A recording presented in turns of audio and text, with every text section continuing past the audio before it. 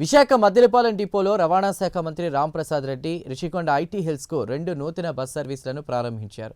ఈ సందర్భంగా ఆయన మాట్లాడుతూ సీఎం చంద్రబాబు విశాఖను ఐటీ క్యాపిటల్ చేస్తున్నారని తెలిపారు. ఇప్పటికే 8 బస్సులు ఐటీ హిల్స్కు నడుపుతున్నామని తెలిపారు. ఈ కార్యక్రమంలో ఎంపీ శ్రీభరత్, ఎమ్మెల్యేలు వెలగపూడి రామకృష్ణబాబు, విష్ణుకుమార్ రాజు తదితరులు పాల్గొన్నారు.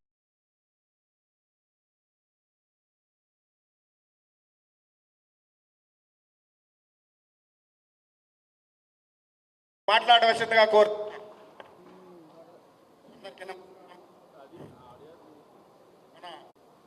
మన పోర్ట్ ట్రాన్స్పోర్ట్ మంత్రి వారి బాబు గారికి, అలాగే మరొక సీనియర్ శాసనసభ్యులు, అలాగే ఈ ప్రాంతానికి చెందిన వారు విష్ణుకుమార్ రాజు గారికి, మా 1వ జోన్ చైర్మన్ దొర గారికి, మా ఈడీ గారికి, ఆర్ఎం గారికి, అలాగే ఐటీ కీర్తన గారికి, ముఖ్యంగా ఇక్కడికి విచ్చేసిన ఆర్టీసీ ఎంప్లాయీస్ అందరికీ, పాత్రికేయ మిత్రులందరికీ, ట్రాన్స్పోర్ట్ వాళ్ళందరికీ నా తరపున ధన్యవాదాలు.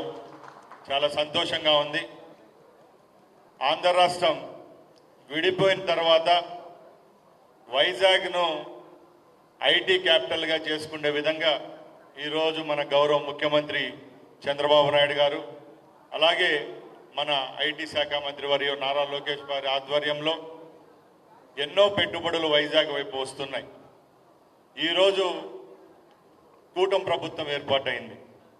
కేంద్రంలో నరేంద్ర మోడీ గారి నాయకత్వంలో, రాష్ట్రంలో చంద్రబాబు నాయుడు గారు, పవన్ కళ్యాణ్ గారి నాయకత్వంలో ఎన్నో మంచి పథకాలు, అలాగే రాష్ట్ర వ్యాప్తంగా ఎన్నో కార్యక్రమాలు చేస్తూ ఉన్నాం. ప్రతి ఒక్కరి చూపు ఈరోజు వైజాగ్ పైన ఉంది. వైజాగ్ వచ్చే 10-20 సంవత్సరాల్లో హైదరాబాద్, బెంగళూరు, చెన్నై నగరాల వరుసలో చేరే విధంగా, అభివృద్ధి జరిగే విధంగా ఈరోజు ఎన్నో ప్రణాళికాబద్ధమైన చర్యలు చేపడుతున్నాం. దానిలో భాగంగానే ఈరోజు ఐటీ హిల్స్ అని చెప్పుకోబడే ఆ ప్రాంతానికి అన్ని వసతులు కల్పించాలా, ట్రాన్స్పోర్టేషన్లో ఎక్కడా లోపం ఉండకూడదు. ఎప్పుడైతే రోడ్డు కనెక్టివిటీ పెరుగుతుందో, ట్రాన్స్పోర్టేషన్ పెరుగుతుందో, అక్కడ మంచి కంపెనీలు వస్తాయనే లక్ష్యంతో మన ఐటీ శాఖ మంత్రి లోకేష్ గారి అభ్యర్థనతో గత 6 నెలలుగా 8 బస్సులను ఆ రూట్లో తిప్పడం జరుగుతూ ఉంది. ఇప్పుడు కూడా మన ఎంపీ గారు, అలాగే శాసనసభ్యులు ఇరువురితో కలిసి 2 కొత్త బస్సులను కూడా మనం స్టార్ట్ చేసుకోవడం జరిగింది. ఇలాగే జోన్ 1 అంతే అధికారులు మీరందరూ ఇక్కడ ఉన్నారు, ఎంప్లాయీస్ సంబంధించిన వాళ్ళు.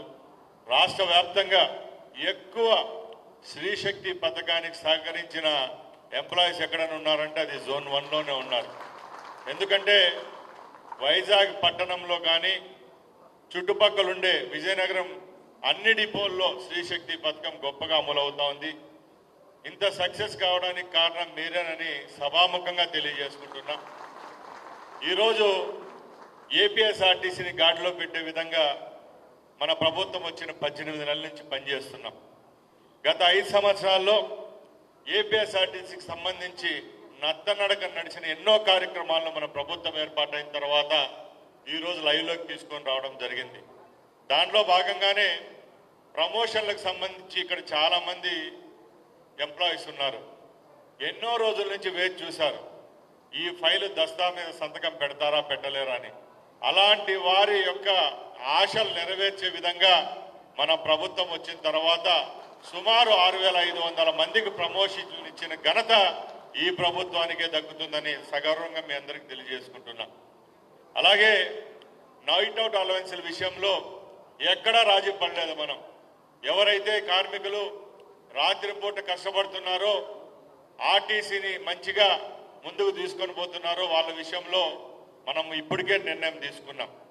అలాగే మన ఈడీ గారు, అలాగే ఆర్ఎం గారు చెప్పిన విధంగా ఏదైతే మెడికల్ హెల్త్ విషయంలో ఎప్పుడైతే కార్మికుడు అనేవాడు సంతోషంగా ఉంటాడో అప్పుడు ప్రయాణికుని గమ్యస్థలానికి చేర్చే పరిస్థితి ఉంటుంది. కాబట్టి ఈ యొక్క ప్రభుత్వానికి కార్మికుడు, ప్రయాణికుడు 2 కన్ను లాంటి వాళ్ళు. కాబట్టి కార్మికుని ఉన్నతి కోసం, అభ్యున్నతి కోసం పనిచేస్తామని చెప్పి ఈ మెడికల్ హెల్త్ విషయంలో కూడా ఎన్నో పురోగతి చెందిన విషయం మీ అందరికీ తెలుసు. అలాగే ఎవరైతే ఈ రోజుటి వరకు ఆర్టీసీ అభ్యున్నతి కోసం పనిచేసిన కుటుంబాలు చాలా మంది ఉన్నాయి. విధిలో ఇక్కడ కష్ట నష్టాలను ఓర్చుకొని ఇక్కడ పనిచేస్తూ వారి తల్లిదండ్రులు కోల్పోయిన కుటుంబాల కోసం కూడా కాంపెన్సేట్ గ్రౌండ్స్లో ఏవైతే వాళ్ళ బిడ్డలకు అవకాశాలు కల్పించామో ఆ దస్త్రాల మీద కూడా ఎప్పుడో మరుగున పడిపోయిన తీసి ఈరోజు వాళ్ళ బిడ్డలకు అవకాశం కల్పించే విధంగా చర్యలు తీసుకున్న ఏకైక ప్రభుత్వం ఈ కూటమి ప్రభుత్వమే అని తెలియజేసుకుంటున్నా. అలాగే చెప్పుకుంటూ పోతే ఎన్నో మహత్తరమైన కార్యక్రమాలు ఈ 18 నెలల్లో మనం ప్రవేశపెట్టాం. మీ అందరికీ చెప్పాలంటే మనం కేవలం టికెట్ ద్వారా వచ్చే ఆదాయం ద్వారానే కాకుండా ఏపీఎస్ఆర్టీసీ మనుగడ కావాలంటే ఆర్థికంగా సంస్థ బలపడాలని చెప్పి ఒక మంచి లక్ష్యంతో మీరందరూ పనిచేసిన ద్వారానే ఏదైతే ఏఎన్ఎల్ అనే సంస్థ ప్రైవేటుగా మన దగ్గర ఆర్టీసీలో నడిచేదో దాన్ని మనం ఏపీఎస్ఆర్టీసీ కార్పొరేషన్లో తీసుకొని ఈరోజు 230 కోట్ల సంవత్సరానికి వచ్చే విధంగా చేర్చిన ఘనత ఈ అధికారులకు మీకే దక్కుతుందని సవినయంగా తెలియజేసుకుంటున్నా. ప్రతి ఒక్క కార్యక్రమంలో కార్మికుల యొక్క పాత్ర ఉంది. కింద వాచ్మెన్ నుంచి పై వరకు ఈడీ స్థాయి వరకు అధికారుల యొక్క కృషే ఈరోజు మనల్ని ఇంత మంచి లక్ష్యాలకు చేరుకునే విధంగా పనిచేసిందని తెలియజేసుకుంటున్నా. ఎందుకంటే స్త్రీశక్తి పథకం అనేది ఆషామాషా పథకం కాదు. మన దక్షిణ భారత రాష్ట్రాల్లో ఆల్మోస్ట్ అన్ని రాష్ట్రాల్లో స్త్రీశక్తి పథకం ఇస్తున్నాం. మనం అమలు చేసేటప్పుడు కొంచెం లేట్ అయినా కూడా కర్ణాటక, తమిళనాడు అలాగే తెలంగాణ రాష్ట్రంలో ఈ పథకం ఇస్తా అంటే ప్రతిపక్షం వాళ్ళు అన్నారు ఈ రాష్ట్రంలో ఆర్టీసీ కొంచెం దెబ్బతినింది, ఇప్పుడు ఈ పథకాన్ని ప్రభుత్వం బాగా చేయగలుగుతుందా? చంద్రబాబు నాయుడు గారు ఏదైతే సూపర్ 6లో పథకాల్లో ఒకటైన స్త్రీశక్తిని అమలు చేస్తారా అంటే అందరికి చెంప చెల్లనిపించుకునే విధంగా సూపర్ 6లో ఏదైనా పెద్ద సక్సెస్ అయిన కార్యక్రమం ఏదైనా ఉందంటే అది స్త్రీశక్తి అని సగర్వంగా మీ అందరి దగ్గర తెలియజేసుకుంటున్నా. ఎందుకంటే ఈరోజు స్త్రీశక్తి పథకం ద్వారా ఆగస్టు 15వ తారీఖున ఈ రాష్ట్రంలో ఈ పథకాన్ని అమలు చేస్తే ఈ రోజుటికి 40 లక్షల మంది 40 కోట్ల మంది ప్రయాణికులు ఈరోజు స్త్రీశక్తి ద్వారా ప్రయాణించడం జరిగింది. అలాగే ఇప్పటికే ప్రభుత్వం 1300 కోట్ల రూపాయలను ఈ పథకం ద్వారా రాయితీ రూపంలో మహిళా మూర్తులు ఎవరైతే ఇంత ఘన విజయానికి కారణమయ్యారో వాళ్ళ కోసం ఇది మాకు బరువు కాదు, ఇది బాధ్యతని నిరూపించుకునే విధంగా ఈ పథకాన్ని ఈరోజు మనం అమలు చేస్తున్నాం. ఇలా చెప్పుకుంటూ పోతే ఎన్నో పథకాల్లో ఈరోజు మనం అందిస్తున్నాం.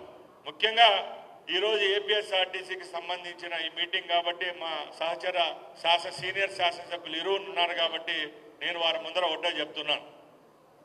ఏపీఎస్ఆర్టీసీ అంటే ఆంధ్ర రాష్ట్ర ప్రజలకు ఒక ఎమోషన్. ఎందుకంటే ఎర్ర బస్సు అనే వాళ్ళం ఈరోజు బస్సు రంగులు మారినా కూడా ఏపీఎస్ఆర్టీసీ లక్ష్యం ఒకటే, పేదవాని కోసం పనిచేయాల. ఆ ఏపీఎస్ఆర్టీసీని బలోపేతం చేసుకోవాలా. 100 సంవత్సరాలు ఈ కార్మికులంతా సంతోషంగా ఉండాలంటే ఏపీఎస్ఆర్టీసీలో కొత్త బస్సులు రావాలా. కొత్త బస్సులు వచ్చినప్పుడే ఇక్కడ ఉండే కార్మికుల యొక్క నియామకాలు ఉంటాయి, రేపు ఆర్టీసీ యొక్క మనుగడ ఉంటుందనే మంచి లక్ష్యంతో గౌరవ ముఖ్యమంత్రి గారు రేపు రాష్ట్రంలో రాబోయే బస్సులన్నీ ఎలక్ట్రిసిటీస్ నుంచి ఈవీ బస్సులు తీసుకొని వస్తామని చెప్పి ప్రణాళికాబద్ధంగా పనిచేస్తున్నాం. ఇప్పటికే కేంద్ర ప్రభుత్వం యొక్క సౌజన్యంతో 750 బస్సులను అతి త్వరలోనే రోడ్లపైకి తీసుకొని వచ్చేదానికి ఏపీఎస్ఆర్టీసీ పనిచేస్తూ ఉంది. అదే కాకుండా ఈ 3 సంవత్సరాల్లోనూ ఇంకో 1500 బస్సులను ఈవీ బస్సులను కూడా ఏపీఎస్ఆర్టీసీ ఫ్లీట్లోకి తీసుకొచ్చేదానికి చర్యలు తీసుకుంటామని తెలియజేసుకుంటున్నా. ముఖ్యంగా కార్మికుల విషయంలో ఎక్కడ రాజీ పడే విషయం ఉండదు. ఎందుకంటే రాష్ట్ర వ్యాప్తంగా ఉన్న ప్రభుత్వ రంగ సంస్థలకు సంబంధించి ఎక్కువ మంది ఉద్యోగస్తులు ఉన్న సంస్థ ఏదైనా ఉందంటే ఏపీఎస్ఆర్టీసీనే. సుమారుగా ఈరోజు మనకు 45,000 మంది పర్మనెంట్ ఎంప్లాయీస్ ఉన్నారు. సుమారుగా 9,000 మంది టెంపరీ అలాగే అవుట్ సోర్సింగ్ ఎంప్లాయీస్ ఉన్నారు. మీరు మీ కుటుంబ సభ్యులు ఎప్పుడైతే బాగుంటారో అప్పుడు మా ప్రభుత్వానికి కూడా దీవెనలు బాగుంటాయనే ఒక మంచి లక్ష్యంతోనే ఈరోజు మేము పనిచేస్తున్నాం. ఎక్కడా బాధపడాల్సిన అవసరం లేదు. ఏపీఎస్ఆర్టీసీని గాడిలో పెడతాం. తప్పకుండా మీ అందరి మంచి కోసం ఈ ప్రభుత్వం పనిచేస్తుందని తెలియజేసుకుంటూ, ముఖ్యంగా ఈరోజు వైజాగ్ పట్టణంలో ఈ కార్యక్రమాన్ని ఏర్పాటు చేసుకున్నాం కాబట్టి అన్ని పట్టణాల తరహాలోనే ఏపీఎస్ఆర్టీసీకి సంబంధించి కొత్త ఏసీ బస్సులను కూడా ఏపీఎస్ఆర్టీసీకి ఇక్కడ వైజాగ్ పట్టణంలో తీసుకొని వస్తాం. ఐటీ వారికే సంబంధించి కాకుండా అన్ని రంగాల్లో ప్రయాణికులు ఎవరైతే ఉంటారో మహిళల కోసం, విద్యార్థుల కోసం, ఇక్కడున్న వ్యాపార రంగాల కోసం కొత్త బస్సులను కూడా వైజాగ్ పట్టణంలో ప్రవేశపెడతాం.